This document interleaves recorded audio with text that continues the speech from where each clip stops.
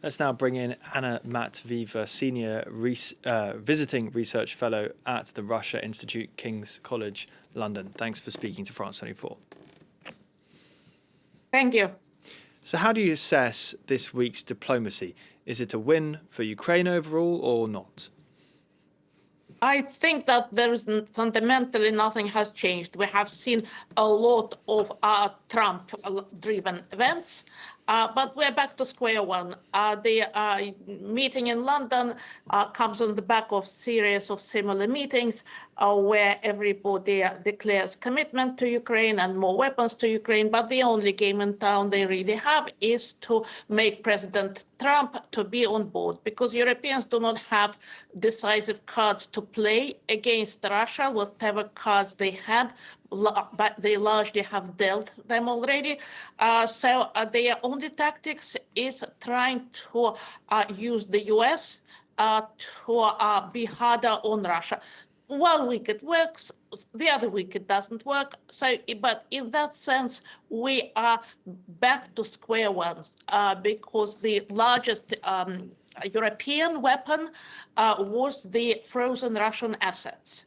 Now there is strong opposition from Brussels, from Belgium government, saying that we want to be hung out to dry if we are challenged.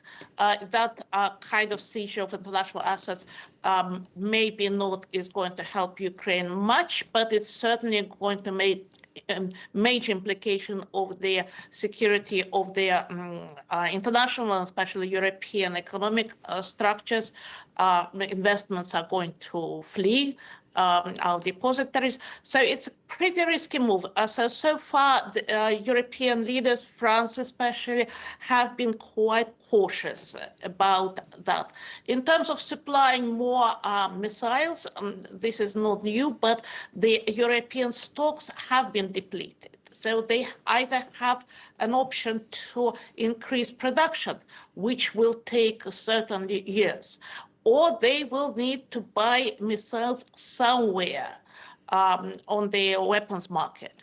And that requires money. As we know, European budgets are not in very good shape. And so there is very little fat in the system which can be additionally allocated to that purpose. So I would say we're more or less, after a lot of fanfare, a lot of posturing and suspension, we're back to square one. Okay, but how about a pretty significant move from the US this week, which was to impose those sanctions? Do you not see that as an important move by the US right now? Symbolically, yes, but Trump also said that this is part of his tactics. What he wants to do is not just to inflict pain to Russia. It has a purpose to bring Russians closer to his position. So he said that sanctions may not be forever. Maybe we will cancel them fairly shortly. Sanctions do not require approval by the Congress, and so Trump can also repeal them by his own decree. So United States does not import Russian oil, so these sanctions do not really do much directly. Whether this is a turning point in terms of Trump's fundamental attitude towards Russia, I don't think so. Sanctions have been expected. Russians waited for them, so they already have countermeasures. The more significant is the potential significant is the European Union sanction on stopping buying Russian liquidated natural gas, LNG, since 2027. But there is 14 months until then, and a lot of things can happen in these 14 months.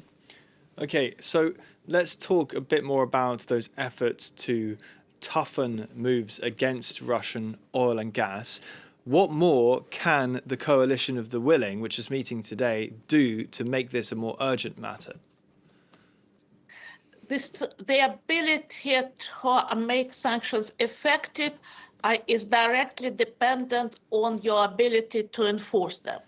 So now all the onus is on the so-called shadow fleet. There is no real legal definition of what fleet is shadow, what is not, because a lot of these vessels operate under third-party flags. Which of them carry what is a gray area. There are lots of them. They are all over the globe.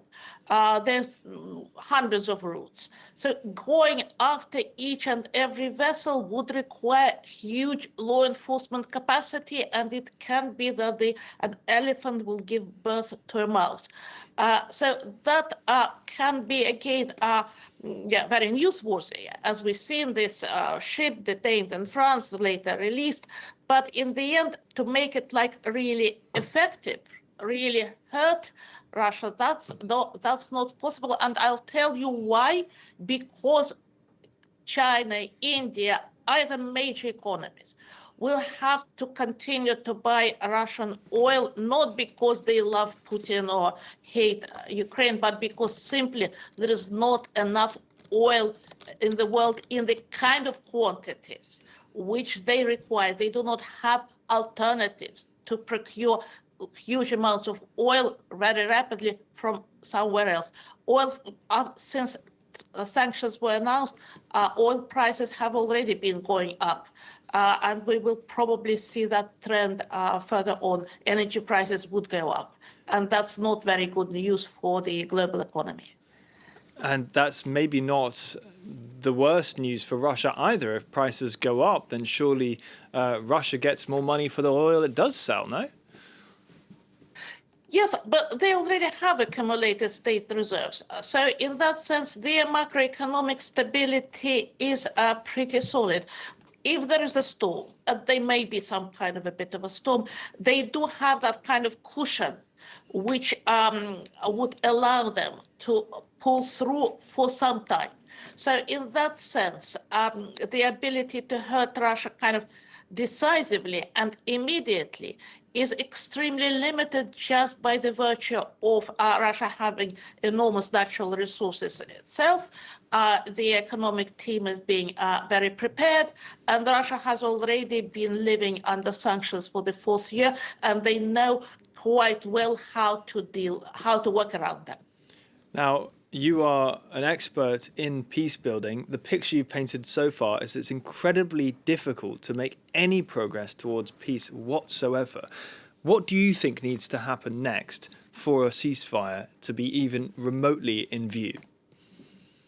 I think that ceasefire idea is not very viable, and it's not because of Putin's intransigence, but practically. The front line is 1,300 kilometers.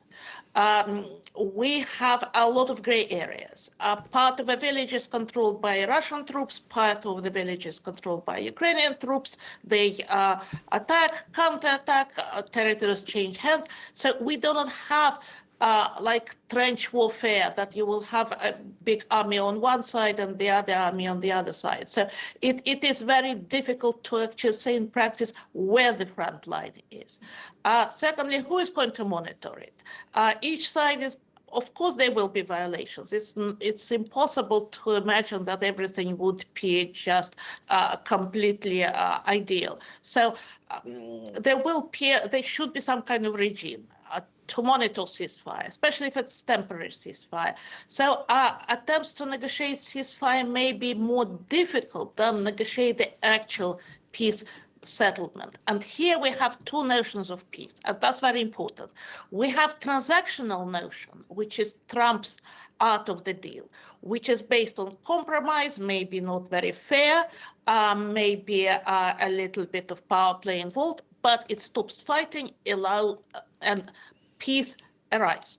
Or we have a normative notion of peace with justice, with human rights, where good triumphs over evil, perpetrators are brought to justice, reparations are being held, we are returning to the borders of 1991. So that's European idea of just normative peace, which is, of course, very noble and very desirable, but there is very little Europeans can do to bring this peace about, because that would require fundamental military defeat of Russia on the battlefield.